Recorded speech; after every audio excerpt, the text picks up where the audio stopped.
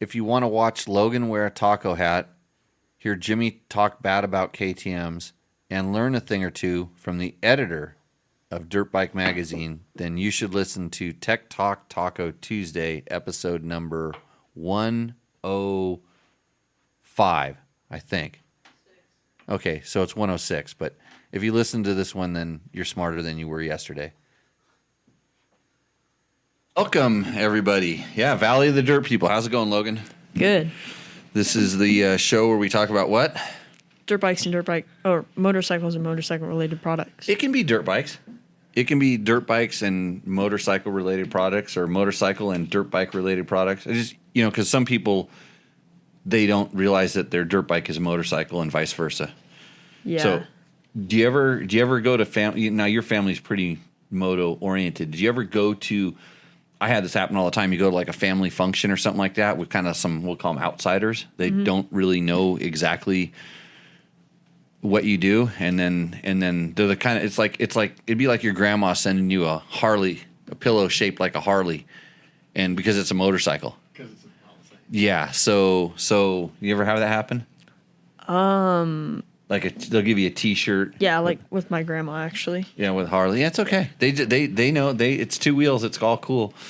So we are going to dive right into it. This show is brought to you by Taco Moto Co. on the webs. That's C-O. Don't use the M. And they make all kinds of stuff for your emissions compliant bikes. That's what they specialize in. And they're getting into Hondas now. So if you don't want to ride the KTM 500, which is the bike you should ride because it's the best bike for everybody, if you ask me, because that's what I say all the time, evidently, then you can have a Honda CR450L, and now he's starting to get you some modified products for that. So Taco Mike can probably answer your questions and take care of stuff. What else do we have? Climb. Yes. Have you seen the new Dakar gear colors yet? No, I have not. Why not? Because I haven't seen you wear them. Oh, well, that's good because it leads right into that. That means they need to send them to me. I need some new Climb colors. I have the old colorways, but I've been wearing Moto gear lately, so haven't been doing a ton on the off-road stuff. It's a little bit too hot out here, but I did request some of the new colorways for some photo shoots I have coming up, so you'll be seeing those soon. But you should don't you look on the Instagrams or what do you do all the time with your phone? And what are you doing when you're doing this? Googling answers to homework. Googling answers to homework. That's what Cheg's for. That's what we do these days. Also, producer Matt here. Yeah, welcome to the show, Matt. Do I have to introduce you? Here. Do you require? I handed you a check. You did hand me a check. Yeah, it was nice. So just shut up. You just pay me to sit here and shut up. Just take money. Keep making things happen. I see we have a special guest. Yeah, there's a special guest. We have a special guest we can bring onto the show, but actually we should bring him on the show because he quite possibly is more knowledgeable than I am, at least about certain things. I know about certain things because our guest is Ron Lawson, who is he'll have to explain exactly what he is at Dirt Bike Magazine because we stole like 3/4 of their name. They're Dirt Bike Magazine and we're Dirt Bike Test, but Ron has been All right, I'll bring him on the show. Oh no, we're confusing everybody now. Wait, now we're confusing everybody. I can make anything more confusing and worse. So Ron he'll tell you exactly what he is at Dirt Bike. I think he's the editor in chief of Dirt Bike Magazine. He was at Cycle World Magazine long before I was. When I was a runt about your age, a little bit older than you. I tried to bum test bikes from him because I was trying to figure out how I could get free motorcycles some way, shape, or form. And he was at Cycle World at the time, and little did I know that I would actually follow a little bit in his footsteps editorially, and then pioneer new ground for racing because we did race together a few times as well. Horrible experiences, right, Ron?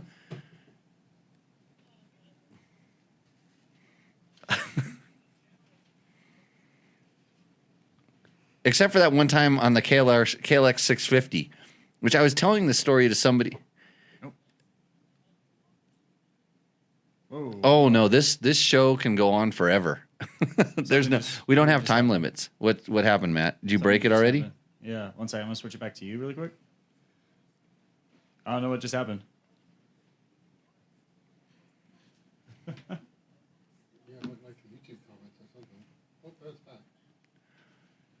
What just happened? Sorry, we're having some technical difficulties all of a sudden. Yeah, I was picking up like it suddenly the switched docks. screens for me. It's back. We're back. Well, it's probably It's on the wide screen right By now. now I'm trying to it's- figure out what just happened. Well, then just figure it out and don't talk. I'll talk. Me and Ron will have a little chat.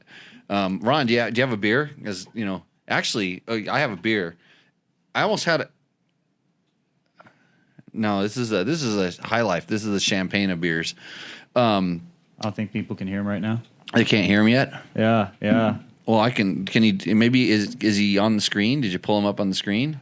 So I'm trying to figure out exactly what's going on right now. The screen capture just totally switched off to something else.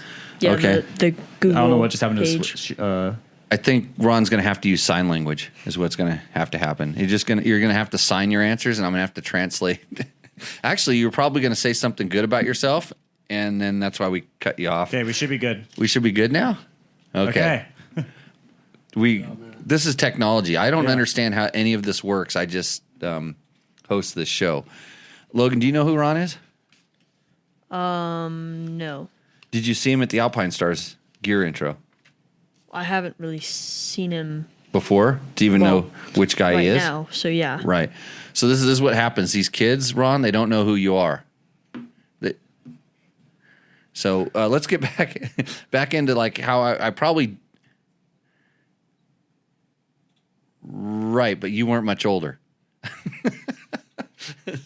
How? Yeah.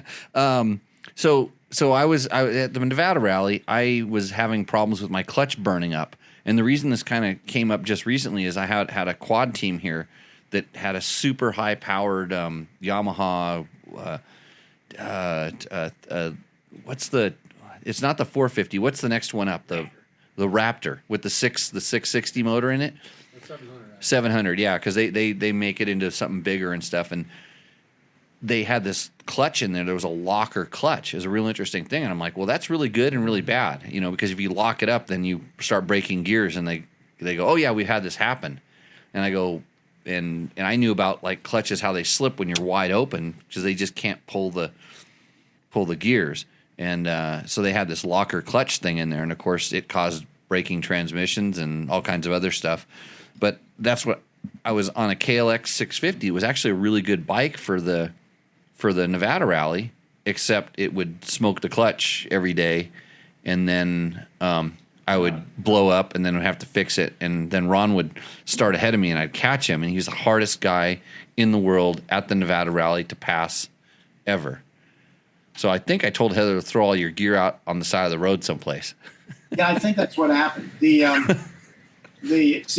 was on the fastest motorcycle ever made. I was on it. I don't know what's going on with this thing. It was working before. Oh. Are we there? I think it suddenly just fixed. I think it suddenly just got fixed. Yeah, don't ring the bell. Just I'm not going to ring the bell. Be quiet and let Ron talk. You're on a what? KTM what? I was on a 552 stroke. Oh. It was everybody else was on 4 strokes for that race because 4 strokes were kind of cool at the time, and we thought at the time that 2 strokes were uncool. Things would change. Yeah. And so, but I wanted to ride the fastest motorcycle made, so I got a KTM 550. What I didn't know was I would be the only one of those in the race, and there wouldn't be a single spare part anywhere. So I blew out the shock on the first day, and I had Gary Jones rebuilding the shock every single night, and he didn't have the right tools to do it, so I didn't have any damping for whatever it was, 2,000 miles in the rear shock. Right. But that wasn't the cause of our problems.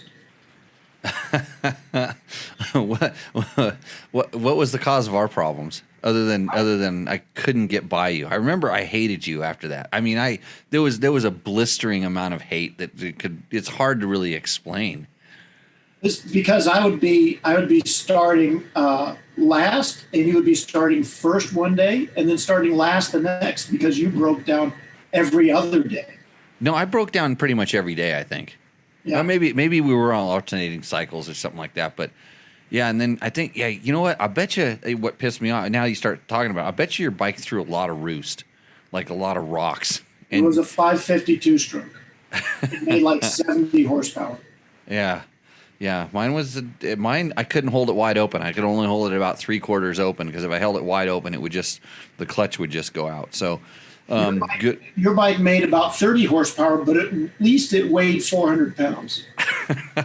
Yes. So, Ron, what we do on this show, I know, because I'm sure I didn't see Top Fan logo come up when we got you on there, so I have to probably explain this to you. We answer people's motorcycle questions. So we basically, kind of like live on the show. And Logan, this is what Logan does. Logan doesn't just sit here and look pretty. But he did bring his ex-girlfriend into the show tonight. She's looking pretty sweet over there, smiling at us and everything. I don't know what happened. Oh, you got the questions? Yeah. You got them on your phone.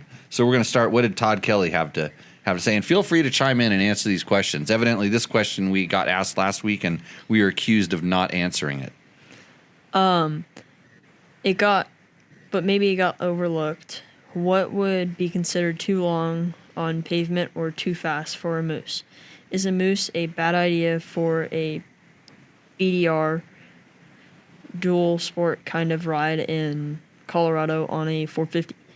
I'm looking to run light without pneumatic tools / parts and avoid flats, obviously. I have my bike set up ready to go for the trip next week with a Techno Mousse Enduro rear with the Tusk Disport and regular Nitro Mousse up front in the Tusk Soft / intermediate tire. I added extra nitro lube in the tires. Just didn't want to have a failure because I ran too fast for too long on the tarmac. So this week we got way more information on this question. I mean, he told us what tires and a lot of other stuff. Because do you remember we answered this? Yes. And I said it's not a big deal. You can run a mousse in dual sport like applications as long as you're not like pinning. I mean, they run them in rallies, so that's kind of like worse than dual sport conditions. I'm a little if it's the Techno Mousse, and I haven't used one of these for a long time, but those were kind of like more plastic, and those didn't like a lot of heat cycles. So if you're doing like 5 or 6 days on it, I remember that those ones kind of deteriorated after like 3 days. It didn't really matter how much you rode them each day. It was the heat cycles, but I know the Nitro Mousses are good. The Michelin ones are good. So extra lube in the tires is good. Those tires should be fine. I wouldn't worry about it. So now we took twice as long to answer that question as we did last week. Yeah. Yeah.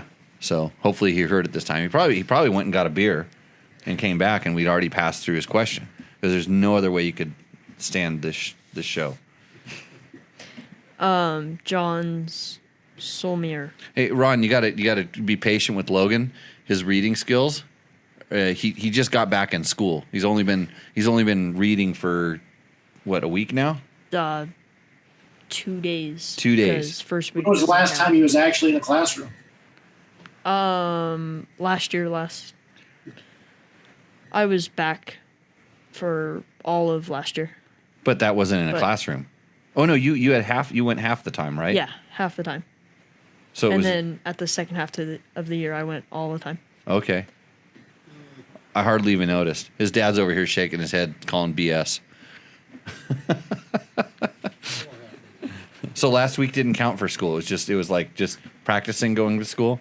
What most of the safety procedures and what we do in the class and how the grading is. Do you feel safe?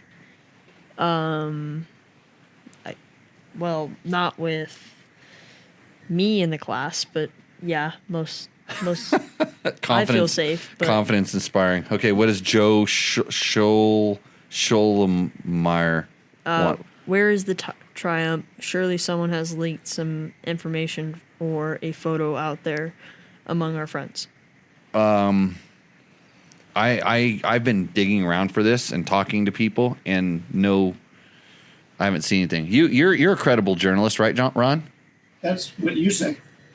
Well, shouldn't you be diving in as you are probably the largest off-road dirt bike magazine in the world right now? Yeah, it's maybe the largest motorcycle magazine. I don't know how big. How big is Ryder? Ooh, Ryder has I don't remember. I remember used to seeing those numbers, but once I moved over to Dirt Rider, when we were the largest off-road motorcycle publication, yeah, Ryder probably has you beat. But are you guys bigger than MXA? We're about the same. I mean, there's some months that we're in front of them, but it's all because we alternate the same distributors, and people basically never know where to find a print magazine anymore. You can find them, in any Barnes and Noble, but beyond that, I don't think Barnes and Nobles are even open. They have them on the newsstand out here in Pahrump. You can get Dirt Bike Magazine in the Pahrump Smiths.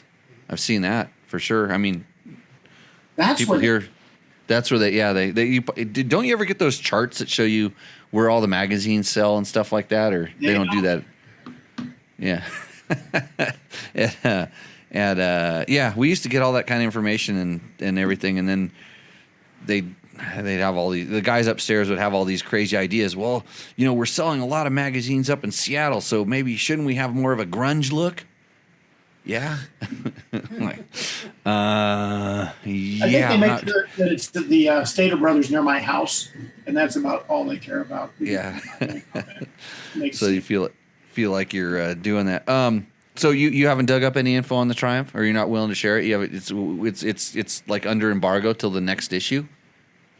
No, I don't really have much of a relationship with Triumph. A few years ago, we talked a lot with those guys. We tested one of their bikes, but I didn't even know anything about the new Triumph until it hit. I did dig up a picture of the Buell, and just to reminisce about what happens when street bike companies get involved with dirt bikes.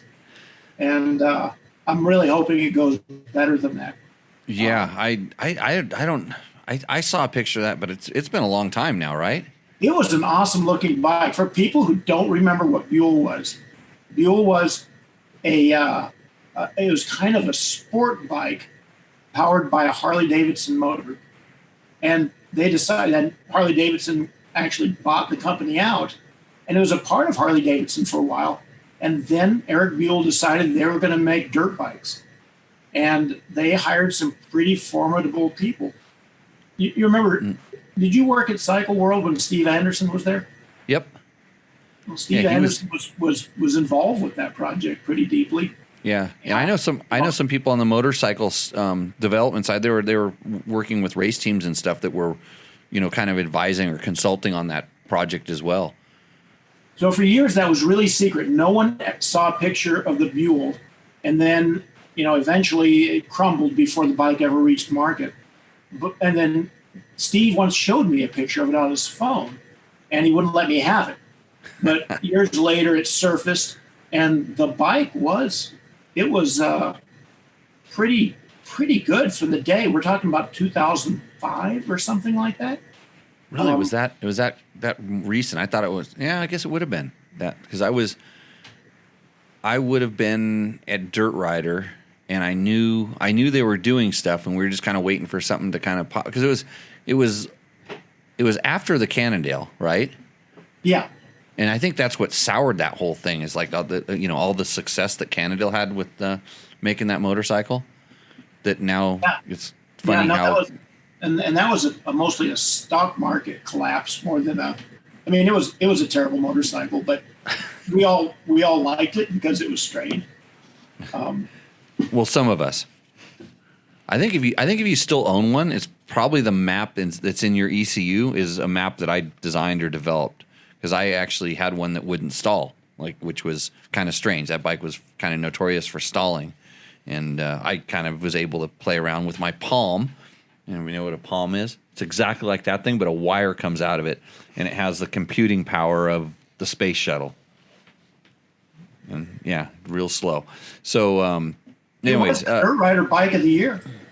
well, that was before me. I had nothing to do with that, even though I did like the Cannondale. They had some. It had some redeeming qualities. I saw things like I saw advantages in this strange concept to spin the motor around backwards.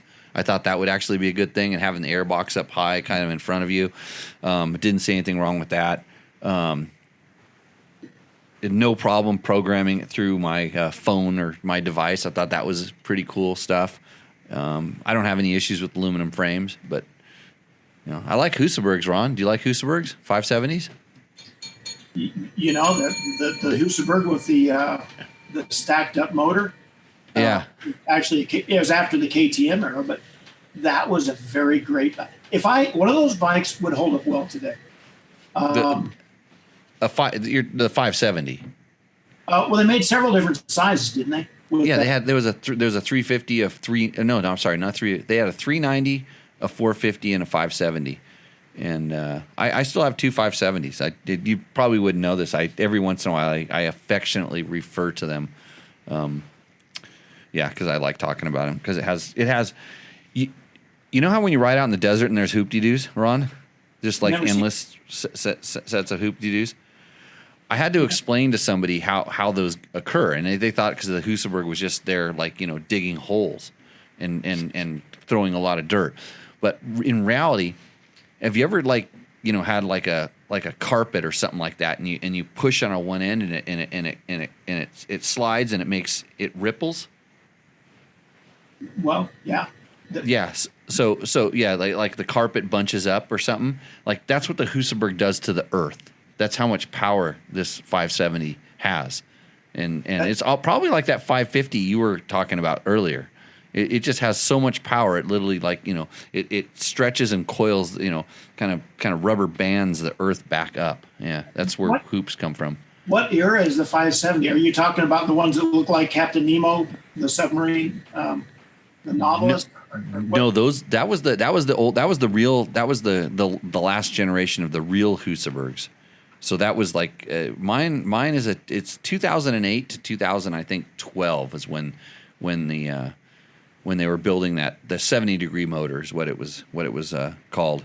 But yeah, even the older ones back then they made some power. Those were good bikes.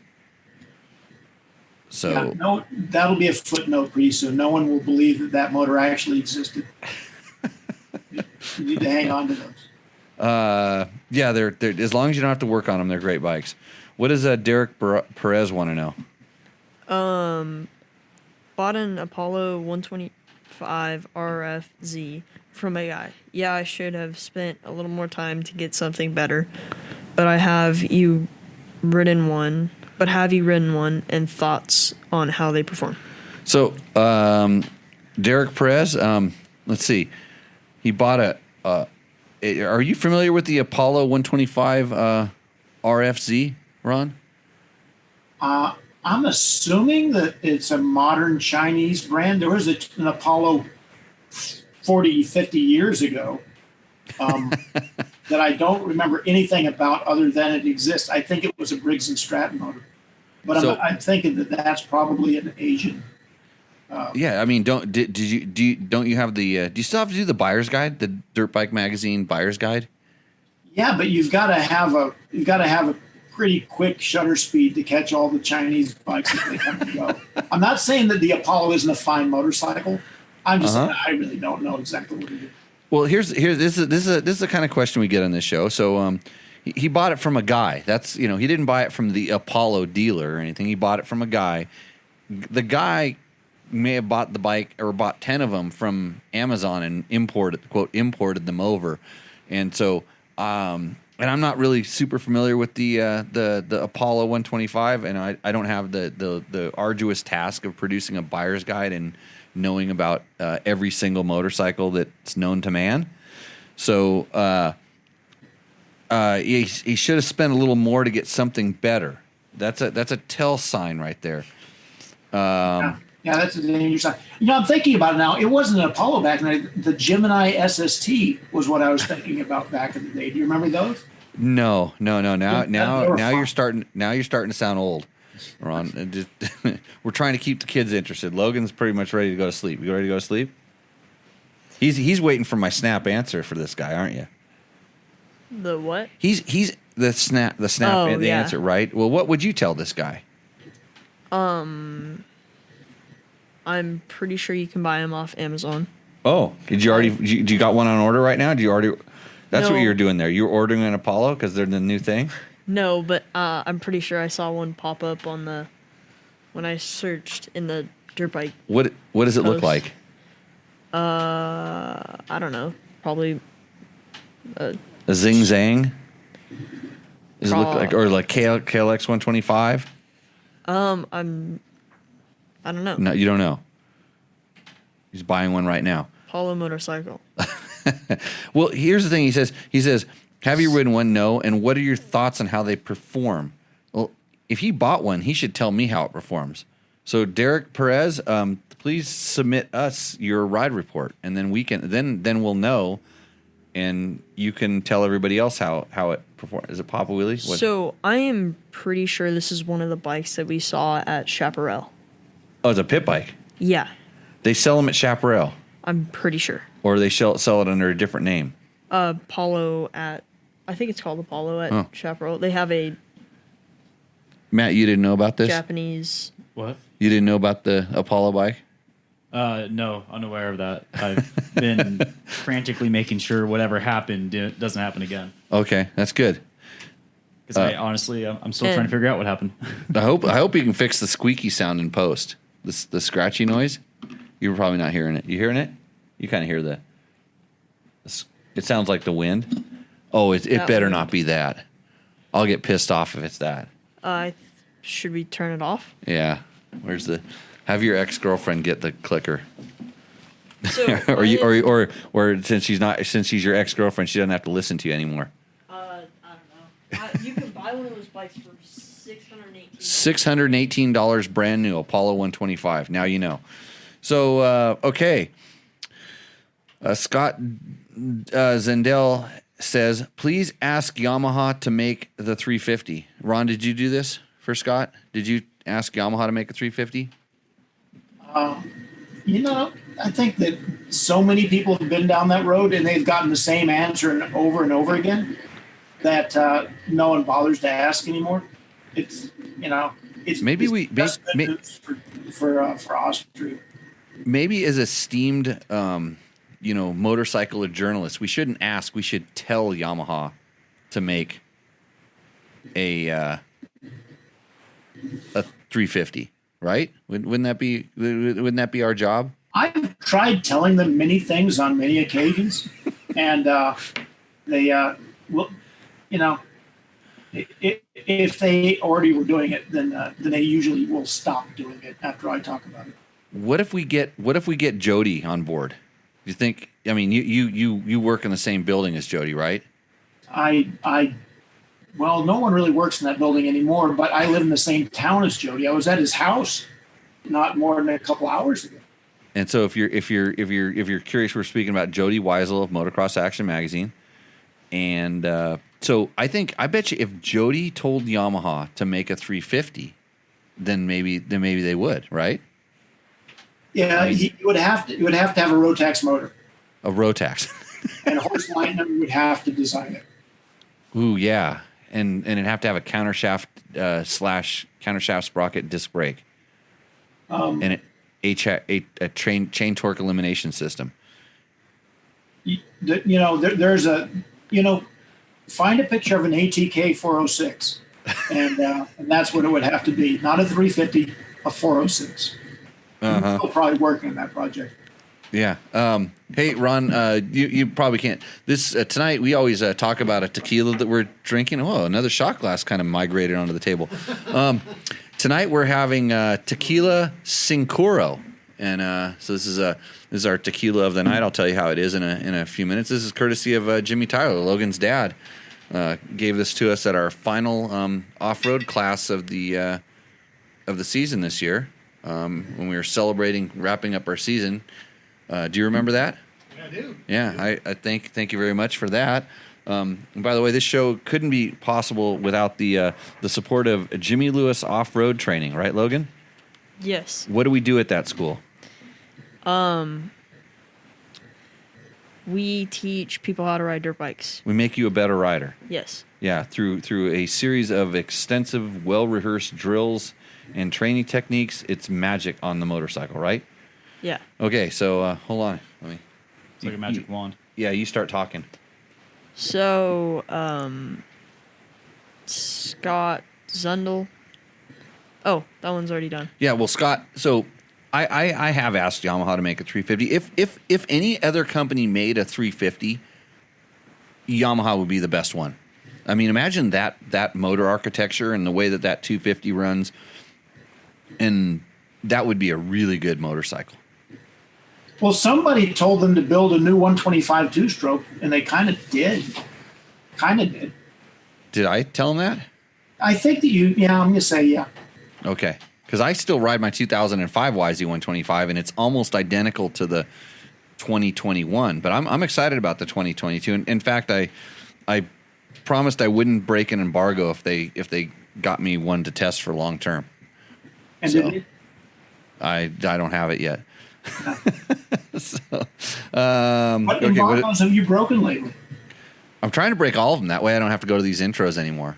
I'll get uninvited. Actually, we're going to talk about the new YZ250F and the 2022 YZ250F and YZ450F tonight. But we're not going to talk about the 2022s. We're going to talk about the 2021s. If somebody asks questions about them, we're going to talk about the 2021s because they're pretty much the same. And I could get if you took one of those and you made some suspension changes and changed the rear wheel, then I could probably infer how the bike would work. And I have to wait till Thursday to ride anything. Well, don't tell me anything about the rear wheel. Oh, why? You didn't feel it? It's new. I can't. You're under sworn secrecy not to say anything about the rear wheel. I think they announced that though. Well, Isn't that how it works though. Oh, I don't know how it works. I mean, how are you going to feel a rear wheel? I saw you riding it. I rode it a lot. I probably rode it more than anybody else that day. Did you ride the 450 very much? Rode them both. Okay. I did four solid motos. How many did I do? At least 4 motos? Oh, at least, yeah. No, you rode a lot. Yeah, I did 4 motos, I think. I tried to ride as much as you, but my hands started to blister up. Keep working on that computer. Just keep punch keys over there. But dirt bikes are fun. Yeah. Okay, what does Chris Smith want to know? I know you had an issue comparing bikes because it had been a while and you're not side by side. That's what the strengths and weaknesses. What are the strengths and weaknesses between the YZ250F and new CRF 250? Okay, so we can talk about the new CR. You haven't ridden the new CRF 250. You sent Mark Tilley up there for that one, right? Yeah, but I just picked it up today, so I get to ride it this weekend. Okay, and we can talk about this one. So as an esteemed motorcycle journalist, how did it feel like rolling it back up in the truck? Because I mean, that's half the test. I've got my pen out to hear you talk about what you think of it now, so I know what to think. Oh well, but I mean, any good Instafluencer, like they pretty much have most of the evaluation done by the time the tie downs actually hit the handlebars. I think.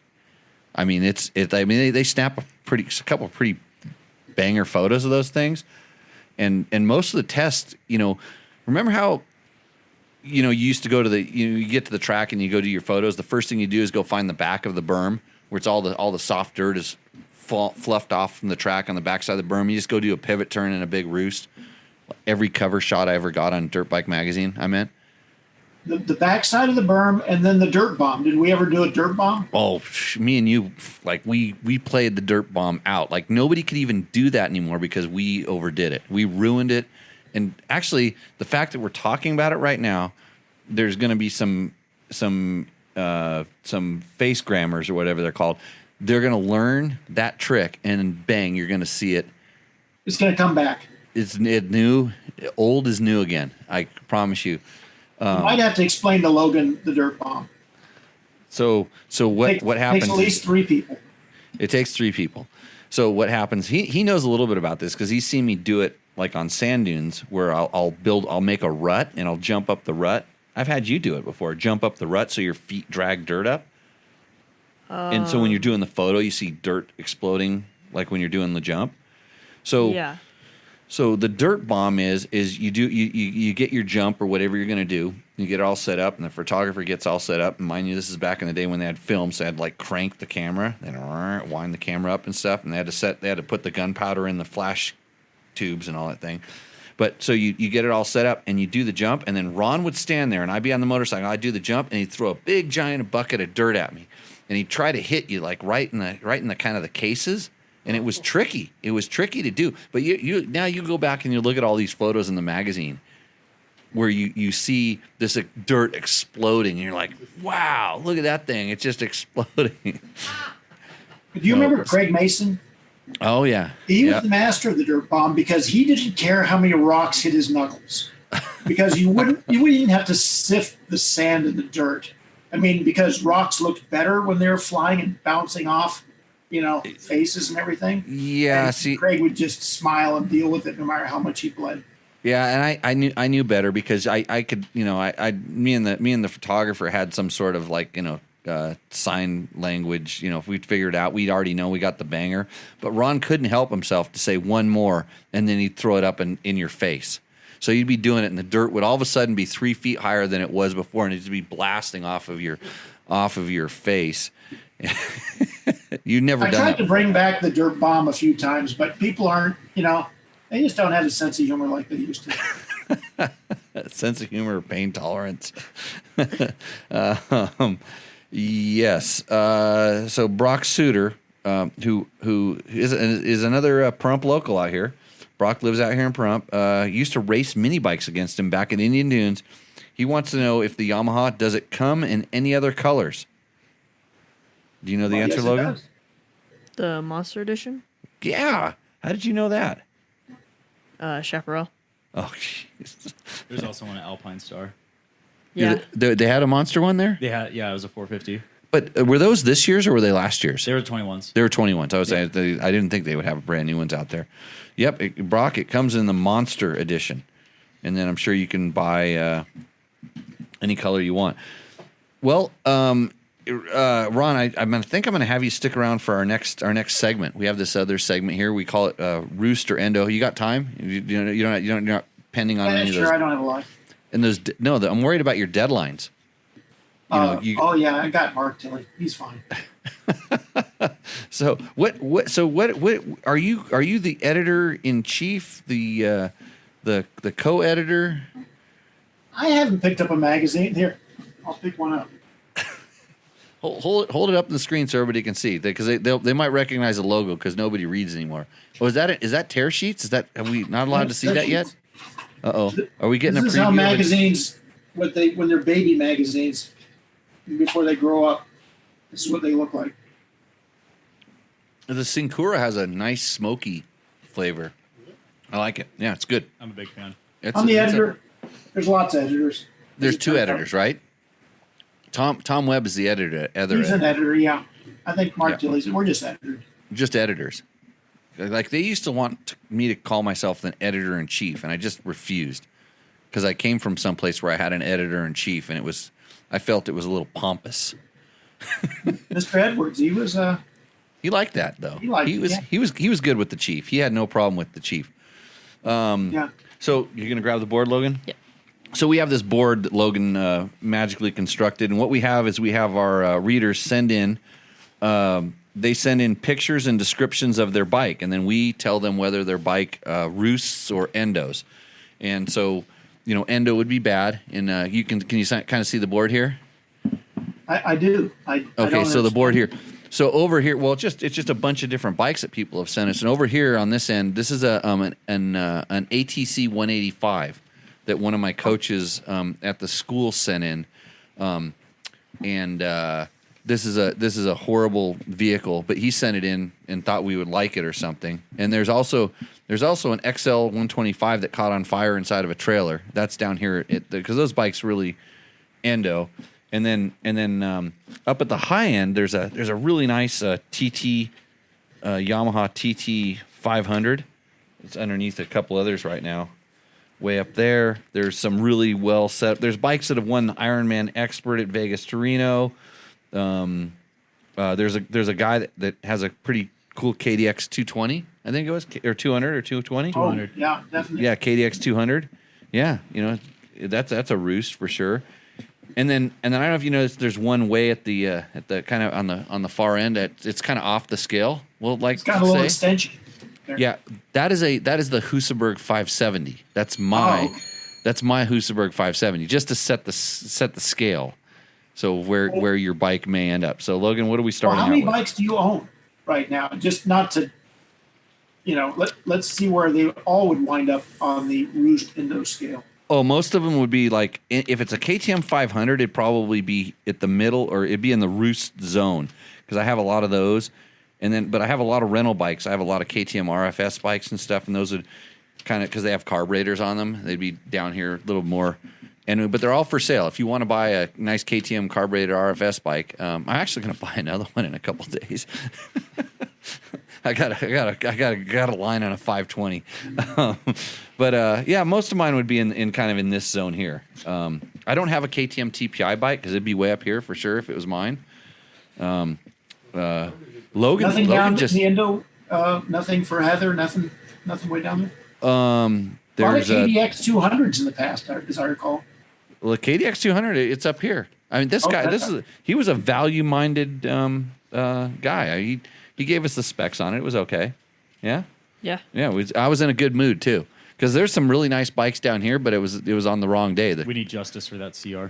The tequila maybe hadn't kicked in, or I was sitting in an airport with a mask on trying to do this show, and it didn't work out. So what's our first bike, Logan? What do we got? Craig Alberts. Craig Alberts. A 1967 Suzuki Bearcat. Good God, hold the picture up. This thing's sweet, yeah. Whoa. Oh, I thut it was going to be a pile of crap. Look at People it. on live stream should be able to see it now. That is a really nice chariot. I have to look at it because I can't see the live stream. That looks like for Ron too, because I don't know if Ron can see it. That looks like a Honda CL. Yeah, hold it up here. You can go to my camera and you can probably get a good view on that. If you don't want. I think that has a dual range transmission right now. Yeah, it's like, didn't Honda? What was there like a CL 125 or something that they used to have? Well, that's going to be a two-stroke there, though. Yeah. And is it a twin? No, it's a single. No. He changed out the rear knobby for a street tire due to it having almost as much power as a 570 Husaberg. Oh, Craig, you just hold on. I think he has one, a 570. Craig Albert has a 570? If I'm thinking of the right dude. Yeah, I think he does. But he just compared it to, it just drifted way the heck down here. Get a pin. Ron, do you know anything about this? Did you ride these in your childhood? In my garage right now, I have a 1967 Suzuki. It's not that one. It's a 305 Raider. Well, you can if it's are you restoring it? I haven't yet. What happened was my buddy Mark Dooley has a bunch of old junk motorcycles, and every time I went to his shop at DG, I would express interest in that. And one time we went to lunch, and he had someone with a forklift dump it in the back of my truck when we got back because he didn't want to look at it anymore. And now it's leaking in my garage. Does it work? No, it doesn't have anything that works. Craig, don't compare anything to the Husaberg 570. You will feel the wrath. That looks like a pretty sweet little. I mean, that's a nice bike. There's some history there. I'll bet you I could jump it and break it in half, though. Almost positive. Okay, what does Mike Rocco have? A 2018. Hey, you've done this enough now. You know how this works. You hold up the picture, you hand me the thing, and I'll list it off here. Do you need an instruction manual for Roost or Endo? No, you kind of stole I say the name and then. You say the name, and then I don't know. How am I supposed to remember this thing? We invented it on the fly. Do you need a manual for? Yeah, I need a manual. Endo? Mike Rocco has a 2018 KTM 6 Days EXCF 450. That shouldn't be allowed. That's a cheater. I have a I have a 500. I have a mine's an Italy. Mine's a Portugal. Yeah. Yeah. So where is this one from, Logan? It's France. France. He's got a France. Seat concept comfort seat, P3 carbon pipe guard, MME clutch. I don't know what that is. Do you know what MME clutch is? No. No, neither do I. ASV brake levers. We know what those are. Yeah. Cyclops headlight, Fastway Evo pegs, Polysport ignition and swing arm protectors, sick ass rear taillight and turn signals, and trail bound rubber tie downs for spare tools and gas. Did you see the 450 EXE 6 days edition is gone forever? They now it's just a 500 like the regular edition. So the 450, if that's a 450, That's now it's a collector's item. Yeah. Yeah. I know a lot of people that like the 450s better than the 500s. Yeah, I think most people. I don't. I like Husabergs too, but no replacement for displacement. So like, why wouldn't you be pumping out an extra 50 cc's of horsepower? That's a good bike. That's going to go on the Roost side of the thing. You can decide where it goes over there, but I think my 500 Portugal is better. Is it a Portugal, or did he switch the plastics from a France? No, it's a Portugal because it's a 2021, and that's a Portugal. Because this year they're going to Italy. This year is Italy again. Yeah, because he bought a 21. He bought what did Jim buy? An Erzberg, an Italy Erzberg. That's his 300. Yeah. So the 21s are Italy's because that's where they're going. That's where 6 days is in a few weeks, and that's a good setup. Did the right modifications to it, not too much. I don't know what the rubber tie downs and spare tools or gas for. I don't know where. It's I think the fender or the front fender. Do like straps over the top or something to hold stuff down. A little bag. Yeah. Okay. So tell me how we do this segment, Logan. Eric Shepard. Okay. And Eric Shepard has a 2016 I hope it's a KTM because he didn't write it. He called it a 300XC, so it's a KTM 300XC. Öhlins fork and shock. Okay. Seat Concepts comfort seat. Now I know why Seat Concepts is so on back order. Because everybody has their stuff on the bike. I know they're good. I just got two for my 500s. I got two of the comfort. What's the name? What's the name of that material that I use? The one that's on the rally bikes. The neoprene. What? Is that what it is? Neoprene or no? Not neoprene. It's Naugahyde. Suede. Suede seats. Yeah. So They make an amazing suede. so nice. I mean. Their suede is so cherry. It's the suede seat is so nice because it has grip. I mean, for out west, I don't know how they work in the mud. Although they work pretty good in the mud, but they don't like getting wet a whole lot because then they shrink up and do different things. He has a GPR stabilizer. He has flex bars. Those are Jimmy approved. Nitro Mousse front and rear, and Kenda Parker desert tires. I think that these guys they throw like the stuff that I like in there to try to go higher up on the board, and it's going to work. Yeah, because those tires and those flex bars are good. I would argue a little bit with the steering stabilizer choice, but that's my personal opinion. These bikes are too good. They're so good. They're boring. We need to get some more. We need to get another Apollo in there. This one. Hold on. Oh, it's a Christini. Oh, it's more different than a beta. Yeah. I only saw that. Oh, that part. Bit It of just it. didn't look like a good bike. You can tell. So Logan can kind of like see, like the spec sheet is covering up half the bike, and he can see the bottom half, and he already knows that it's junk. He thinks it's junk. Good way to judge. Is that how you do your girls too? Well, that bike doesn't look like. Are you a leg man, side plate. Logan? You a leg man? I forgot what we're doing. Oh, hey, the Öhlins shock and forks and shock. That's a good. Have you ridden a KTM with all Öhlins stuff on it, Ron? No, I didn't. Olin's kind of the Yamaha company these days.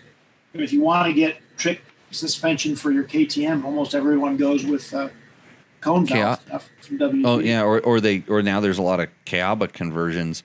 They'll throw Kayaba stuff inside that stuff. But no, I in 2008 I had a bike that was all set up with that Olin's TTX stuff and their fork. And you said you've ridden one, Jimmy? Yeah, good. It was not set for me. So Okay, yeah. it was set up for a rider. In all honesty, I know a lot of people complain about the XCs because they're not a fan, especially when the 4CS forks. And good God, 2016, I think they still did have those. They were better, but yeah, it's probably an improvement. That's good. I'm gonna just go slightly onto the Roost side, but he does have a carburetor, and it probably does it have a Kickstarter on it too? Does it have electric start? Wrong side. You can't see it? Okay. Well, if it didn't have electric start, I'd move it down the board because I don't like riding even mini bikes without electric start. So, Ron, I did just email you the pictures so that way you can actually, see them with us. No, okay. That could The be pictures for the Rate My Bike. that could be confusing. Yeah. It's going to opening require email. multiple windows here. Okay, what's our next one? How do we do this? Ethan Yerkel. Evan Yerkel? Yeah. Glad these pictures are super tiny. Oh, 2021 Beta 300 RR RE. What does RE mean? Race edition? Race edition. Okay, I thought they were RRs, like race replica. Hey, on that keyboard, is the E right next to the R? Yes. Oh, then you just typed it wrong. As a guy who types a lot, you'd think I would know where the keys are. Well, you kind of type like one at a time, right? It's the best way, I thought.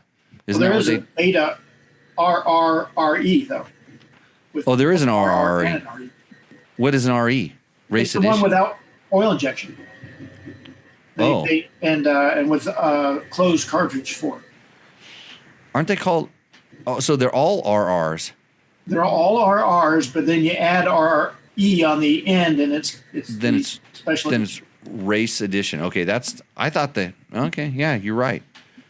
See, don't listen to me. I don't know what I'm talking. I don't read the specs that much. I don't have to make a buyer's guide every year. IMS tank, FMF turbine core, tubeless system, hammerhead shifter, CR high bars, Cycra handguards, JD jetting, and a custom headlight. That sounds like a pretty good ride. It does. I always wonder why anyone would badmouth oil injection, though. Because you lose it when you could go with the race edition. And you hear some people saying, oh, yeah, I don't want that. And I love it. I agree with you. I like fuel injection. I like oil injection. I like electric start. I like all these things. It makes the motorcycle just so much easier to own. And the one thing, so betas are not fuel injected yet. And their jetting on the bikes that we've tested lately has been just spot on, really good. And the difference between the one that you mix the gas on and the one that you don't is, let's say if you're riding on a tight trail for like 10 miles and you come out onto a road and you gas it, the one that you mix the gas on, I don't care how lean you mix the oil and stuff, it still goes blah, blah, blah, blah, blah, and it takes off, where the oil injected one snaps right to life. And even like after a long downhill, just the throttle response is crisper because it does what you wish you could do. Now, have you ever accidentally put premix in the tank on one with oil injection? I haven't done it accidentally. I've actually had a little bit of two-stroke gas laying around and poured it in there, but not enough to make a difference. So I'm sure from experience you may be able to educate me on what happens when you do this. My first experience was, I'm thinking like, I run premix in four strokes all the time because I'm lazy. This should go I do too. Way, right? It does not go the same way. So it over oil injects. It doubles down. Think, because if you run 20-to-1 and 50-to-1 oil mix, you hardly notice the difference. So if it's doubled up on oil, you wouldn't think it would matter. But no, it matters. You know how everybody thinks I only like KTMs and Husabergs and stuff? Yeah. I'm going to prove them wrong. Put that way up on the high end. That's a good bike. No, higher. A little bit more. That's right there. Yeah. There we go. The highest KTM or Husaberg product, except for that Yamaha TT500. So that's a good bike. I think that's the highest one. Oh, it is? Yeah. It surpassed? Okay, good. That's how it works here. Okay, what's that? I can't get the thing Todd off. Kelly. Todd Kelly. I think Todd Kelly is a regular listener to this show. Actually, I know that he is because he has asked me Christini questions in the past, and this is a 16 Christini 450 dual sport. He's got a Recluse in it. He has a Seat Concepts. Is this Matt? You know how you're going to go for sponsors? Yeah. What company do we need to reach out to sponsor Seat this? Concepts. Yeah, they'd better sponsor it. Yeah. We've been saying their name so many times. Right. Replace the Electron EFI with the newer Delphi EFI system.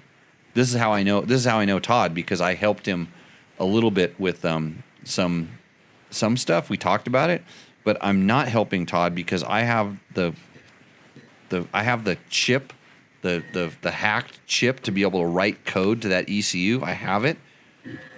It costs like a lot of money to get it. It was shipped from like Kyrgyzstan or someplace where they hack this stuff, and I haven't worked on it yet. Added CRF brakes and rear shock. That's really good. And he did a total rebuild, which it looks like it, right? See that? So what motor is in that? So it's a 100% knockoff of a CRF 450X. But it's more of a CRF 450 actually. So the way you would look at this bike is it's a fuel injected CRF 450X with the all-wheel drive system. And the all-wheel drive system is pretty bulletproof. They've really got this working, so you don't have too many problems with any of that stuff.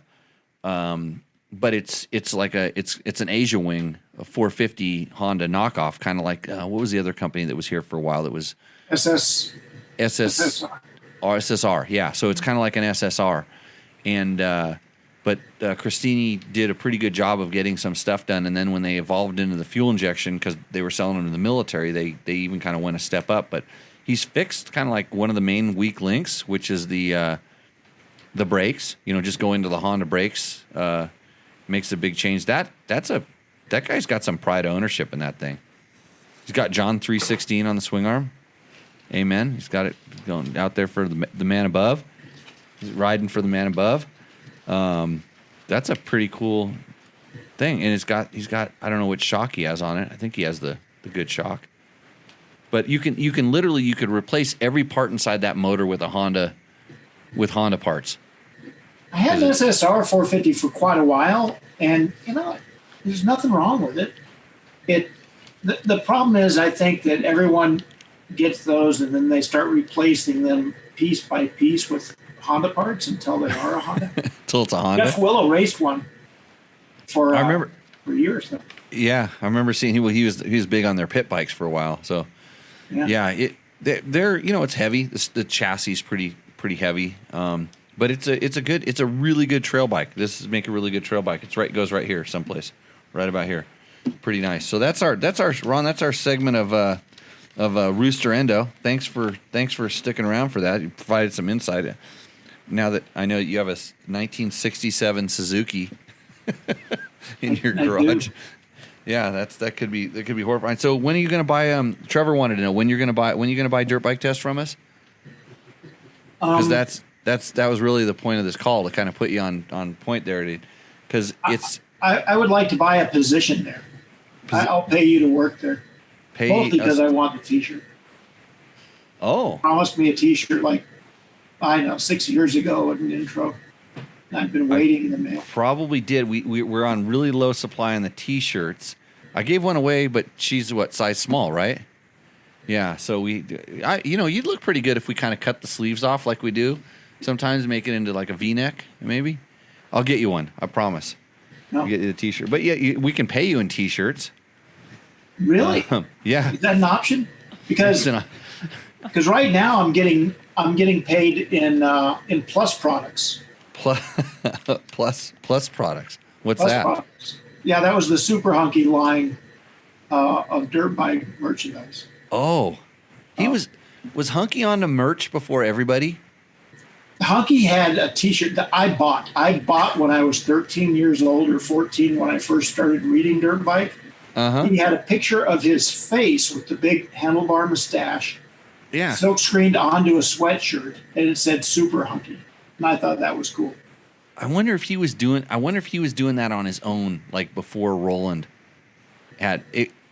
Well, he was there before Roland started. Yeah. So was that his merch line outside of the magazine, and he probably actually like advertised in the magazine about his stuff, or could be. I mean, you'd have to ask him. He'll still sell you. He'll still sell you lots of stuff. Like There's lots of copies of Monkey Butt, I think, available. Yeah, best bet. I'm working on writing Monkey Butt 2 right now as we speak. I mean, it's probably a 6-year journey, but I am writing Monkey Butt 2. It's Monkey Butt 2: The Death of Motorcycle Journalism, which Logan has no idea who Super Hunky is. Did you see in the book? It's been on this table before, right? Yeah. Did you read it? No. You don't read? Well, I read that Grand Prix one, but that was only I looked at the pictures. Oh, right. Monkey Butt doesn't have a lot of pictures, but it has really big type, really easy to read for old people. But yeah, I played a collective role in the death of motorcycle journalism, so I feel like I can. Rick gave me permission to write Monkey Butt too. I asked him. He said it was good. I could do it. So I'll tell that story about sitting in my first Dirt Bike Magazine editorial meeting. Was Hunky there? Yeah, he was the one that stood up for me. That's how the book opens. I have the first chapter written. This is how the book opens.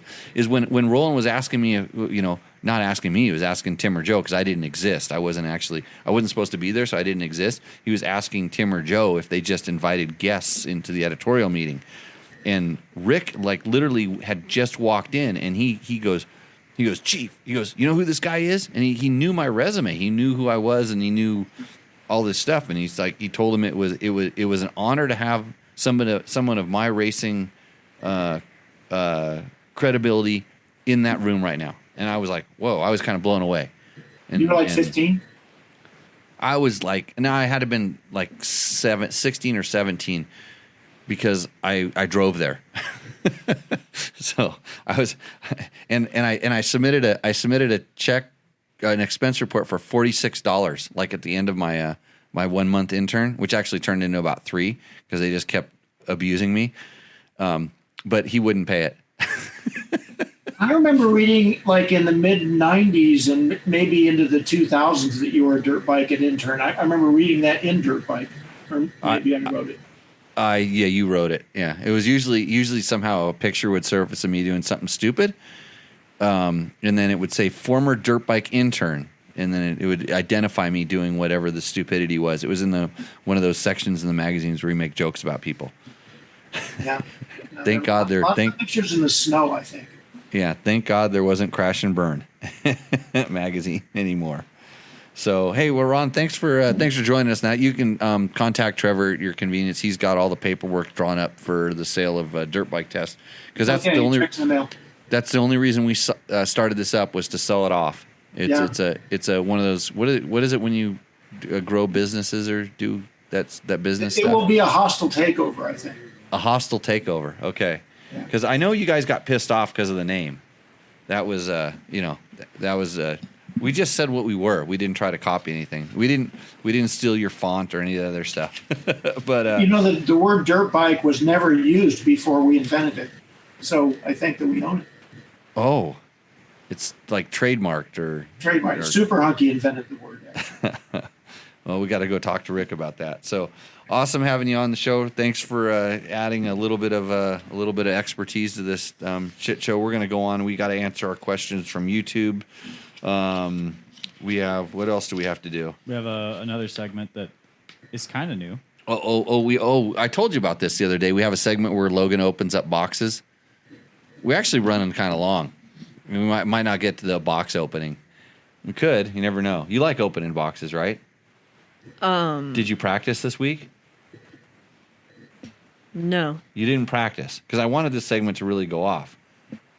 I wanted it to be better. Yeah. So you can't see this. It's super top secret because I know you guys would steal it and you'd probably put it in your magazine and then we'd be, we pioneered this whole segment because kids make $30 million on YouTube doing this. So that's where we're going. Okay, Ron. Thanks for joining us. Thanks for Everybody joining. say bye to Ron. We'll see what. Yeah, a lot of people answered his questions for him, didn't they? On the chat. I didn't have a chance to look over there. I was too busy trying to make Logan talk. So Yeah. Okay, Ron. We'll see you out in the trail. Okay. Cheers. Okay. We're going on to YouTube questions. Okay. Ready to hit those ones? DP spin in last year's bike. DP. JP. JP. Yeah, JP spin. In last year's bike, there were a lot of reports out of India of low RPM stalling when the clutch was pulled in for a downshift. Has anyone heard whether this has been addressed prior to the U.S. launch? So JP spin. He's talking about the KTM 390.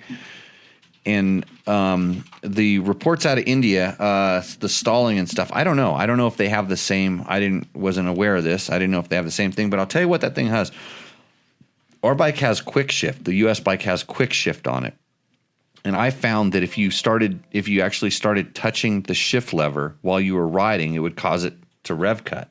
And so I wonder if there's something to do with that. But no, our bike doesn't have any low RPM stalling. When it starts up, the very first thing when it's cold, it's a little cold blooded and it does tend to stall. In fact, it sometimes it'll start and then just shut off and start and then shut off, and it kind of has to warm up and figure itself out. But once it's up and running, we don't have any stalling. So no, I think that's been addressed if there is anything. Rod Burke wants to know. I've been a BMW fanboy for many years, starting with the 1600 GTL, then the GS 1200. A couple of years ago, I decided to sell my GS because it wasn't getting ridden enough, partly because I didn't have a riding partner, and I feel I'm getting too old to wrestle the GS off-road. I bought a RE Himalayan. Didn't George and Jim teach you how to pronounce that? I always thought you guys were just making fun of it. Oh no, we were just teaching you how to pronounce it. Oh. I just rode the Colorado BDR with... On a Himalayan? Wow. Yeah, with the Himalayan. While I think that little bike did great, the 24 horsepower is a bit overwhelming, especially on the highway. The Tenere 700 will be my next bike when I can find one. The entire West Coast is sold out. Here's my point. I'm now 65 years old. I don't want a huge 1200cc adventure bike. I want something that is comfortable on the highway for a few hundred miles a day, yet easy to handle off-road. I want a bike that He for me to maintain, like the Himalayan, but not too intimidating to drop and pick back up. I'm not an aggressive rider / racer off-road, so I don't need a KTM 890. The Tenere 700 bike seems to fit that niche better than anything out there. answered his own question. Yeah. Yeah. And it's actually Himalayan. Himalayan? Yeah. So, okay. Himalayan. But So you guys were making fun of it. no, we're making fun of you. Oh. No, there was a guy that came to our class. Remember the guy when someone came to our class and he called it Himalayan. That's Yeah. Detonation. huh? Remember detonation? Yeah, detonation. Yeah, same thing. It's just like so we just picked up on it and started doing that. Just call us mean. Sorry. So anyways, we started calling them Himalayans. Man, the T7 is such a step up from the Himalayan, and it is a good bike, and it's still you're still going to be picking up something that's pretty heavy. The Himalayan is actually has a pretty low center of gravity. It's a low slung bike, and all the weight's down low. The T7 and bikes like this tend pick the weight up a little bit higher. They've got kind of more stuff up there. I bet you it actually probably weighs less, but it might be a little harder to pick up if that's what you're worried about. But you know what? If you're a good rider, Logan, guess what you don't have to do? Pick up dirt bikes. Yeah, you don't pick them up that much because you don't tip them over. So that could be a thing. So sounds pretty good. Should we open a box? Box or bag. Well, it's anything that you open up is good. The ratings are gonna go through the roof right now. I think. Oh, Trevor's trying to call us. Doesn't he know we're doing a damn show right now? Yeah. Yeah. Did you? We had some technical issues there that just got resolved, so I've been checked out for a while. Right. So I'm gonna actually. Why don't I just go ahead and answer this? This is how we do this. Trevor, welcome to Tech Talk Taco Tuesday. You're live on the show. How you doing? You're doing what? Wait a minute. Hold on. Why is my phone? Wait, it's supposed to be on the speaker. There we go. You just off the bicycle race course? Yeah, we are off the bicycle race course. So are you breathing hard? I was. Did you win? I'm good now. What? Did you win? I won first loser. Oh, you got second place. Can you turn him up First or loser. hold it closer to the mic? Can I turn him up? Yeah, hold on. We're gonna turn you up. I can hear him pretty good. Can you? You can't? Okay. How's that? Good? Yeah, that's good. So we're gonna ask you a lot about the Yamaha. Actually, we're gonna bring you in on a Zoom call, but Matt is. I paid Matt today. I gave him a check. And it's slacking. yeah, all of a sudden the performance goes down, and you'll never believe who I just hung up on a minute ago. Who's that? Some guy named Ron Lawson. Oh, I've heard of him. Yeah, he's the guy that tried to hire you away from us. Oh, that guy. But now evidently he wants to work for us. So you've got to get him the offer to buy dirt bike tests by tomorrow morning. He says there's a 10 a.m. deadline on when he's gonna start looking for other opportunities. I'll have it by 9:59. Okay. So we were just getting ready to open a box. Actually, I saw Logan here just woke up. He literally just woke up. And he's like, "Oh, I get to open presents." So we're not going to talk about Yamahas that we rode yesterday. Okay. Because they're almost exactly the same as the ones from the year before, right? Yes, they felt very, very similar. Very similar. If I remember right. Yeah, I think that the motors were absolutely 100% identical. So if you're thinking about those bikes, if they were 2022s, then that would answer the question. We never answered that guy's question if it was better than the Honda. No. No, we started talking about how Ron should have wrote the whole test after he loaded up in the back of his truck, Yeah. like any good journalist would. So what else was I supposed to talk to you about, Trevor? What were you calling me for? Do you want to get paid too? Sure. I like free money. Free money. If I don't do anything for it, then I'm in. I'm a millennial. That's what we do. Right. Aren't you supposed to start a brand or something like that? Is that how you do it? That's too much work. Or market or something? Or aren't you going to school for what, business or marketing? I was, but that's over with. Now I got to grow up a little bit. Do something. Well, if you just sell dirt bike tests, then we'll be fat cats. Because I mean, usually the companies like this sell for millions of dollars. Yeah. I'll still do this. I'll do this show for like a year. I mean, my demands will be pretty high on the price, like what it costs. But if we make that money, I'll stay on for like a year as an advisor, consulting. Make something work. Yeah. Make something work with that. Okay, so how come you didn't win your bike race? That's a good question. Right. I had a really good weekend, so I just didn't want to. I wanted to spread the love a little bit, let someone else have the spotlight. Okay, so you're talking about your good weekend was your Vegas to Reno ride. Yes. All I saw was the side of the bike, the profile of the side of the bike from the GoPro, and you're not. That's not a good weekend. No? No. That's not, No, that's you're not, not.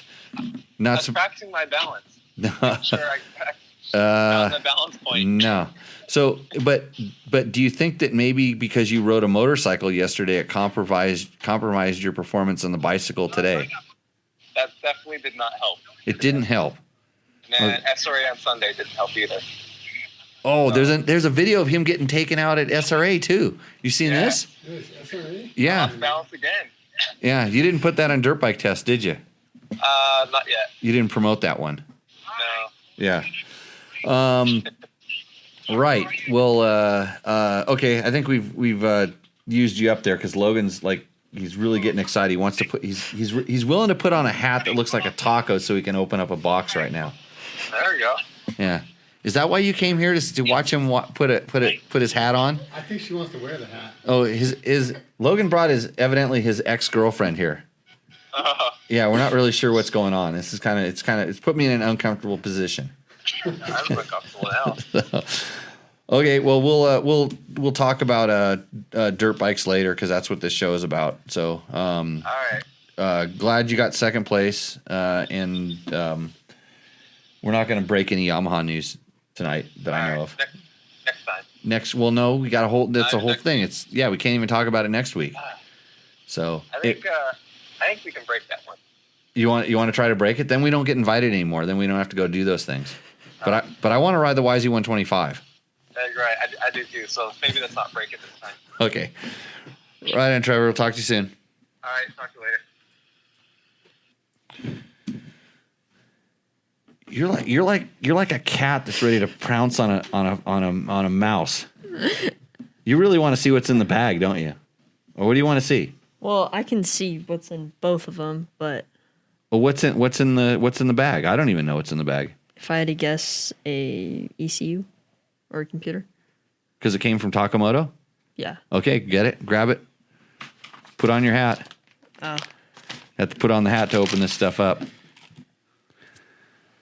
See, everybody told me I got a little bit too animated last week.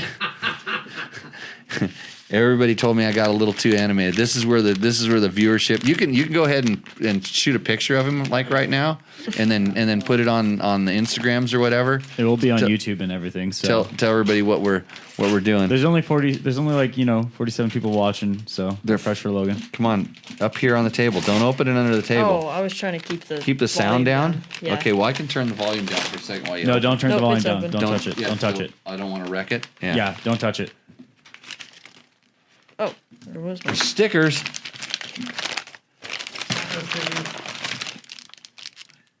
Those are candies. He throws candies in there. Was not expecting that. You were not expecting that. No. So what do we just open up, Logan? Because remember, this is generally a podcast, and people listen to it. They don't really watch you. Although you do look really ridiculous wearing that taco hat, thanks to Ricky Braybeck and Sarah Price. Yeah. I don't think they actually got they probably wouldn't be able to stand watching this for this long to actually see this, but it is good. Hey, when that light was green up there, was that a problem? I don't know. So that was just going to Zoom, and then when I turned on OBS, it switched over to OBS. That was not what happened. What happened was the network dipped on our end, and then we lost everything for like 10 seconds. Oh, 10 seconds is nothing. Yeah. Well, I just kept recording. I didn't want to ruin the audio. You could miss a half an hour of this show, and you would hardly notice it. Yeah. What do we got, Logan? Quite possibly ultra slim oil insert caps thingamajigs. Okay, so what do they do? You did no instructions? Ultra slim oil filter cap. Are there instructions on how to use them? What are they? Oil Takamoto Ultra Slim Oil Filter Cap. We have a black one, an orange one, a red one, and a blue one. And you can open it. That's what the whole thing is. It's all opening shit. I want those things out on the table, like in full display of everybody. You can hear Logan playing with those things. Oh, they're nice. Okay, curious. So, I think this is because on some of the KTMs. So this is the oil filler cap that goes on the clutch cover. And on some of the KTMs, I'm aware of some of the different headers and some of the pipe guards and stuff kind of get down and they start touching and melting the stock plastic ones. He has TMC engraved in the top, and this is so it's knurled on the side, so hopefully you can open and close it with your hand, which I think you should be able to. And then if you had to, you could always put a little channel lock on top of it and stuff. I would like to see like a Phillips head, or not a Phillips head, but a big flat bladed groove on the top as well. But then you shouldn't be tightening them up that much. But yeah, I wonder if so this is a red one. Yeah. Like, would that go on because they're KTMs? Or is that thread on the oil fill caps the same on all different bikes? No, but yeah, could be. It does. Yeah, I cross over. Yeah, I mean they seem well. The Honda ones that had those little tiny ones, those always piss me off. Yeah. So, yeah, good. We have that, Logan. We open up a package. So now our YouTube views are just going through the roof. We'll leave them up on the table there next to the Tacosaurus. We'll see if they'll actually make it out to the garage and end up like that. That orange one looked really good on your new bike. Yeah. You think so?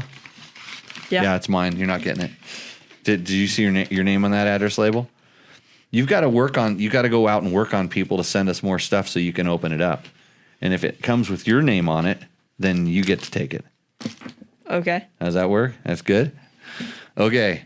Isn't there another box? Yeah. Okay, we can open another box. Yeah. Well, actually, this one came this is because Trevor got it for me. Yeah. Oh, that one is mine. Oh, that's yours? Yeah, sure. You got to keep opening. So this is a box. It's a big square box. It's about the size of a motorcycle helmet because that's what's in it. It's a motorcycle helmet. And the way that I know this is because I had to open the box at the track the other day before we went riding the new Yamahas that we can't talk about. So it's a Fly Formula. It's I know which one it is because I read it on the box here. It's the original white, and I've already graphicked it up with my stickers and stuff. And I have to. It's going to lead us into talking about helmets, which I wanted to do. That's the reason I put it in there. This is the first time I've worn the Fly Formula helmet, and a lot of people ask me questions all the time about helmets, and because I know a little bit, probably more than most. I'm probably the biggest, most outspoken person when it comes to helmets, where I say it doesn't matter what you paid for your helmet. Just be ready to buy another one if you use it. So I haven't used this helmet, and by used it, I mean I haven't crashed in it. So I can't tell you like how it works, nor would the way that it worked for me be the way that it worked for you, because every time you crash, it's a little bit different. Tell me how you're going to crash. I can probably recommend a helmet that would absorb that impact better than a different helmet and whatever. So this is pretty cool because the good thing about this helmet is, and the good thing about like kind of some of the stuff that actually Fly's doing from what I've heard from some of their stuff is they're bringing the technologies that are inside of this helmet to some of their lower price helmets, because this is an expensive helmet. This is in the $600 range helmet, I think. Because this one, I don't. 700. Yeah, 640 or 650 or something. And because is this one? I don't know if this is the carbon one. It doesn't appear to be the carbon one, because I saw the invoice that was in one of the boxes, but it was a white red one, and I think that's the one that Trevor got. I should have asked him on the line. But this one is F7. So that's the high one. But inside of it, there's two things. There are these blue, they're absorption dampening. What do they call this stuff? Rheon. Rheon. And they're these in some of the impact zones here. Here on the side, they've got, how many of them are in here? 1, 2, 3, 4, 5, 6. I think there's 6, maybe more, because I have the liner inside there. It's it's a special material. It's very energy absorbing, and it also has some rotational characteristics to it that so if your head starts, it allows your head to spin. So it doesn't. It's like similar to the way that the MIPS works. It stops the rotational impacts, which they're actually finding out more and more are causing a lot of the damage and stuff. And then they have what they call the cone head, which is multi layers of EPS foam, and they're shaped in cones so that they can literally have softer foam inside of the helmet, and then also have stiffer foam. So it's basically a matrix of two different types of foam. And what that does is it allows the helmet to be the foam to be as soft as it can be, which is important in lower speed impacts, but it allows it to be stiff when you need a stiffer impact. And so pretty good helmet. I thought it was going to be a little bit lighter than it was when I wore it. Fit was on the tight side, which is good. It felt like a more of an oval or a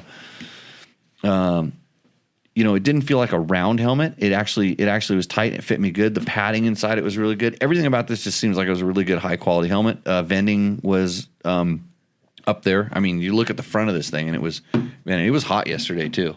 Oh yeah. Not nearly as hot as it was the day before. The clouds kind of helped, but it was still hot.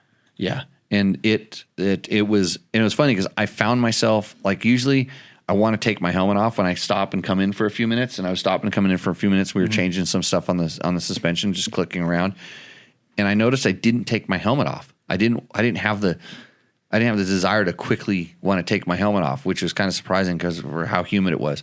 So overall, pretty decent helmet. My wife has been wearing one of these for a better part of a year now. She's had one of these, so I guess if I put her in it, then I trust it, right? And what you need to know is literally what standards does it pass and all this stuff. So really nice helmet. So I got to try it even though it was in the box already. Yeah. Pretty good. I don't want to give you one of these because you'll probably test it. Yeah, probably. That's an extra visor. Yeah, we don't want to test helmets here. Comes with an extra visor. That's good because sometimes the visors break off. Visor is still actually screwed onto the helmet. It's not one of the magnetic ones and stuff. So pretty cool. So YouTube chat comments questions now. Yeah. There was actually a few. Hey, while you're doing that, a guy named Loveless Isimo, he saw the Christini video and he said, "What is this witchcraft?"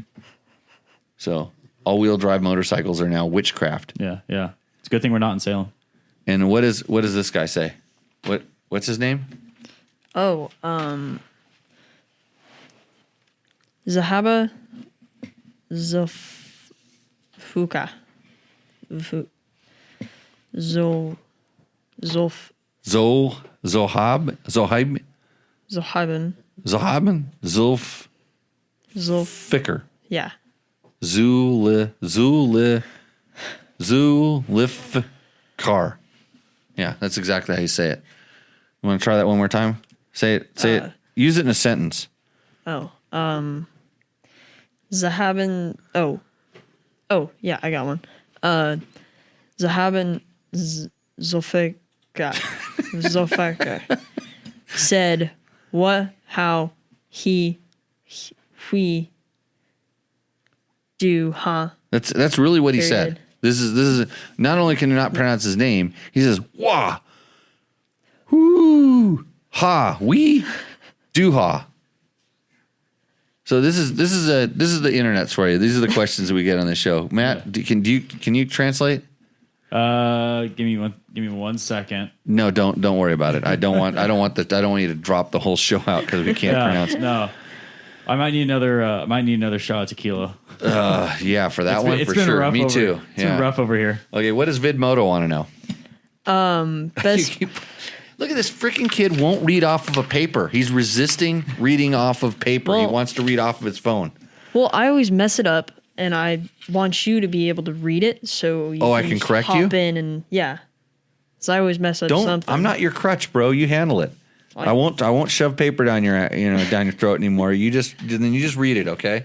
VidMoto, best break-in process for the new Beta 390 RR. I'm sure you have. Oh, the 390RR. I'm sure you have discussed this on previous shows. Point me in the right direction of episode if you can. If not, what's the Jimmy Lewis approach to a new bike / motor? If we had, remember that project I was going to put you on where you go back and you catalog what we talked about in each show and you put it in a spreadsheet? Yeah. How's that coming? Not good. Not good. That's a F. Well, grade. that was I didn't really know that was set in stone. I thought it was more of a toss-up idea. Yeah, do you ever notice when we're around here and we talk about like people that are self-starters and just grab the bull by the horns and run with the project and get it done, all that stuff. That was talked about in that context, hoping that someone would just initiative and like if you ever see a weed growing around this property, like around here, and you want to do something, you can go kill it. Yeah, and that doesn't take a whole lot of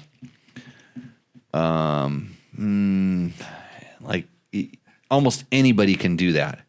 But like this project, this would take a little bit of time, and I think you could do it by next week. I mean, you don't have any homework or anything, do you? No, I wish I didn't. Is it math homework? No. Oh, so, okay. So let's get to. So his question is, no. So blame Logan for not getting the spreadsheet done yet. So I can't point you to that episode, but I can tell you the way to break in a new motor because this is good. This is good advice. So you've been sifting through all this bull crap on this show, and you're finally he's going to tell me something that I can use. So when you get your new bike, what should you do with it? Basically, like the kind of thing is, don't lug it a lot. Don't rev the piss out of it. I like to run them through a few heat cycles. So my thing is if it's brand new, just out of the crate, and I put it in, I'll like start it up and let it warm up and let it idle and maybe, give it a couple little revs, but not big revs, let it warm up a little bit and then shut it down and let it cool down. I'll do that 1 or 2 or 3 times maybe. If it's my bike and I want to ride it for 1,000 hours and I've spent my good hard-earned money, this is what I'll do. So I'll warm it up 3 or 4 times, maybe once when I get it, maybe when I'm putting my gear on, getting ready or whatever. And then I just go out and ride it. And I'll ride a tank of gas off of it where I'm trying, I'm not super lugging it. I'm not super revving it out. Yeah, I'll rev it and I'll run it, medium, but not super hard. And then usually I come back in after that, change the oil in the motor, look at the motor oil, see if it's good. And then the next time I ride it like I stole it. At that point, it's game on. I feel like if it's run for, a tank of gas is a couple hours, then anything that's funky, if something was wrong, it probably would have started to go wrong, and there would have been some indication in the oil. And for me, the motors tend to take about, if I'm racing it, I would put an hour on it before I would actually go and race it. But really, motors take like 4 or 5 hours. When they're brand new, they take 4 or 5 hours to start running their best. Most of them, and it's just where things like the shifting loosens up and stuff like that. And your suspension's going to take a good few hours to get broken in, and then I send that in and get it serviced, and that's what I do. So if you have a beta, you're probably going to have to add oil to the front forks. Just saying, my experience in the last. Every beta, it seems like I've had to do. So, RJ, hopefully that helps you out, and all good. Now, question: why? I get why no super revs, but why no super lug? Because that's just as hard on the motor in kind of like when you're really lugging it. There's no momentum or inertia in the in the crank and stuff like that. So it's actually like really, how it's. When you have a little bit of momentum, when you're on your bicycle or something like that, it's just a little bit easier. But when you're really cranking, it's like Mac can probably it's like moment of loads. Is there something like that moment in physics? Of inertia. Moment of inertia, yeah. But like so it gets spread. It gets spread out. Was that word? No, MOI. Moment of inertia, yeah. So it gets spread out over over time. So it's not hard on just like individual, little bit of momentum. Okay. Yeah. So, and the lugging is, I mean, it's very rare that people do that anyways. Most of the time they just slip the clutch all the time. You don't want to do that either. Okay. What's next? Chuck Diego. I just took out my 2021 Beta 200 today for the first time. I did not lug it, and I did not wring its neck. I burned a half of a tank of fuel, put it back in the truck. It will be fine. I had a 2018 Beta 390 before this one. You will love that bike. Enjoy. Well, Chuck Diego should do the show. I can just sit over there and Chuck should come in here because he just answered the question exactly like I did. No, she come sit in the producer seat. No, I can't do that. I'm trying to read off of a paper. It's like you and Logan handle that. Oh yeah. Mike Patrick. Mike was right there at the beginning of the show. Mikey P. I have a question. What happened to the Honda 400 with radical active combustion? It seems to have just disappeared off the face of the earth. Well, of course it did, because Honda doesn't like two-strokes, even if they invent something called radical active combustion, which was just saying it was a little bit more cleaner burning. It was a very clean burning two-stroke, and I think it was. I don't know this, but I think it was kind of like a precursor to kind of fuel injection and a precursor to possibly direct injection. Although that was a carbureted bike as far as I knew. And I rode that thing, the EXP. It was called the EXP 400, and it was a Dakar Rally bike, and they actually raced it in the Nevada Rally as well. But what it did is it actually held the power valve down lower so that it had longer to burn. But once they turned it into a race version, that kind of just went out the window. But they made CRMs in Japan that had this technology, and it was a cleaner burning two-stroke. But Honda pretty much wrote two-strokes off at some point. They just said we are not going to produce these anymore, and they don't.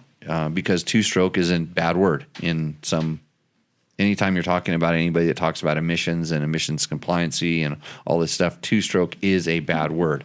That's why there's a motor called an orbital that they put in powerboats. That's a two-stroke that is very emissions compliant and very clean running, but they do not call it a two-stroke. They call it an orbital. Chuck Lawson. Chuck was the guy who was working in the service department at the first Kawasaki dealership, Kawasaki Central, that I rode for back in Oxnard, California, when I started racing motocross. He would help me out when I was your age and I had stupid questions, like what spark plug do I put in my KX80? He would tell me. Chuck asks, on my 2020 Husky TE150i, it has quite a bit of black ooze coming out of the exhaust. It runs great. What can I do about this? Or am I just riding it like an old man? TE150i, that's fuel injected. I don't have any experience with those. I'm wondering if have I ridden the fuel injected 150? I don't believe I have. That is 100% directly related to the oil injection system. And I will tell you that and I have a lot of experience with the KTM 300, and they don't leak spooge stuff out the muffler very much, do they? Hardly at all. None. Yeah, none. None. Yeah, you guys have experience with them. I had my packing out at 100 hours. And it was still dry. The packing, I was putting a spark arrestor on there for Yeah. the race, and it's the same weight as when it was brand new. Yeah, they're really they're pretty clean running. But I noticed that between the Beta 300 and the 200, so you're going to a smaller displacement, the 200 had a little bit more oil spooge coming out of the back of the muffler, and I don't know if they've just kind of adjusted the oil injection on it to run a little bit hot. And you think about it. Like, I don't know exactly how quickly that thing is, pumping little pulses of oil in it, but you think about how much you're up at the high RPM where it's got to put a lot in, and then you quickly drop down to low RPM, and then it goes back up. So it's probably, they're probably compensating it. It's a little bit more on the richer side. So I could see where a bike that's, running quite a bit, it's not just constantly in the mid RPMs where it would be, a little bit leaner on the oil side. It's a little bit higher up. So I could see where that could be that's the way it is, but it runs great. What can I do about it? I'm wondering maybe you could try a different oil. Try switching to an oil that maybe might not be, maybe you run the recommended brand and it does it. Maybe try just a different brand that's of the same stuff. That might work. I don't know. Let's see. Mike Patrick says, haha, you sound like you're talking about the Shelby Cobra AC when you talk about your Husaberg 570. They used to say that the Cobra didn't accelerate from a standstill when you gassed it, that it just pulled the earth told it and stand still. Well, great products do the same thing to the earth. So that's just the way it is. It looks like the MME is a clutch lever. Oh, Mountain Motorsports Engineering. I know this. Midwest Mountain Engineering. Yes. It alters the leverage ratio on the clutch. I absolutely hate those things. And don't judge. I didn't say it was good or bad. I don't like them because they make the clutch so easy to pull in, but the engagement point changes quite a bit, like how the clutch feel and also the shape of their lever. I have little tiny hands, as you can see, and they have a kind of a bigger more square blade, and it's just not made for me. But so do we need to pull that bike off the board and put it lower now? No, I was just... You're just checking to see where it was? Let's see. Yeah, this is a comment actually about the point you just made. Yeah, it makes yep. That they for some people love those things. They, if you feel like your clutch pull is too hard, that's a good way to change it. I think they change it I think they go way overboard on it for me personally, but some people really like them. I'm a more fan of a quicker pull and engagement. So let's see. Yeah, we had that. RE is the race edition on the betas. Correct. And all the other comments are for my producer Matt here, who has wrecked the stream. Yeah, he wrecked the stream. He broke the internet tonight. Yeah. And it's all my fault. Don't worry, you guys will go fix it in post. It'll be like it never happened. Oh no, post there won't be a single problem. Jordan Burns said this show is 100% NMF, and he's 100% correct. It's NMF. Actually, I don't know what NMF is. You're not going to either. Super top secret. Got it. Yeah. Anything else? There's this Solar SS. He says, I can't even see the classic two-strokes making that much of an impact on the environment. Take one diesel semi-truck, and it probably does more than all of the two-stroke combined exhaust pollution. Not necessarily, but I will tell you that all of the equipment running underneath the 747 that's sitting idling at LAX right now, all of that equipment that's on the ground is regulated to the T's, and that 747, when it takes off, it negates any two-stroke emissions that are produced all year long, period. So it's good that they're regulating two-strokes for emissions. And this started a long time ago, and it's nothing more than just it's just another thing that some bureaucrat can point their finger at and say, look, we cleaned this up. That's what I did. So hey, it started in California, and you guys made the best gas cans ever. Don't you love those ones that don't spill that you get from California? Because they really work. I've never, ever got one of those things to work without spilling twice as much. So there we go. Just like two strokes.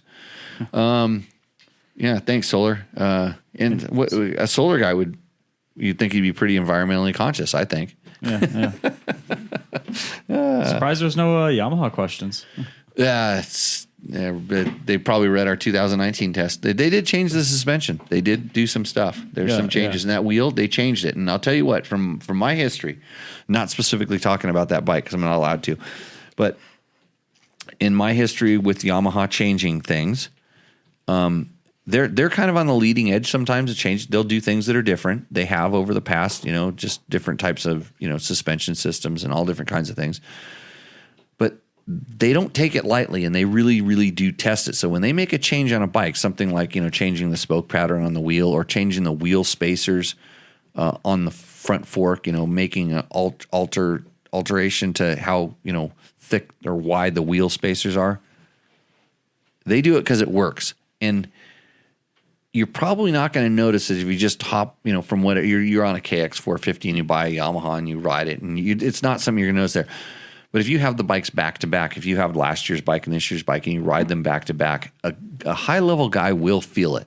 A guy that tests stuff, and if you have three of those guys, at least two of them would have decided that the change that they made had a better feeling.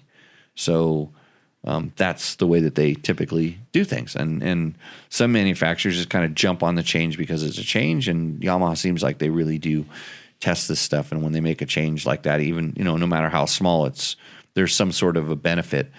The only time I don't really know about that is when they went to the white air box, and then the marketing guy told me it was because the air was going to be cooler that was coming inside the air box.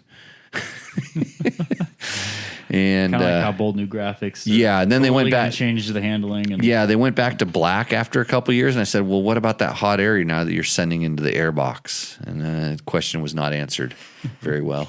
So, yeah. What else we got to do, Logan? Did you want to eat one of those candies? I'm sitting over here just like drinking away, having my tequila and my beer. You're just having a look at that candy. You want it? There's two of them there. You could share one with your ex-girlfriend. Maybe you could win her back. That's what I would do with, girls her age. I say, hey, you want a candy? I shouldn't do that? No. I highly would not recommend that. Okay. Yeah. Well, you got the candy right there. I mean, it's like... Oh, wait, I should be saying, hey, you want some? No. Okay, on that note, I think we got to sign this one off, don't we, Matt? Yeah, Stop? yeah. Okay. We're getting close to that time. Yeah. Okay, yeah, it's long enough. Logan's got homework. He wants to take Taco Hut home. I'm not letting him until you get that. And you're going to wear that every show until we get that list of what was on the past shows done. Okay. Yeah, that's the agreement. And that check over there, it's dangling. That something has to get finished for that too. You got to get those other things up there. So, okay, with that, guys, we will. What do we do? See you out on the trail. See you on the trail. Cheers.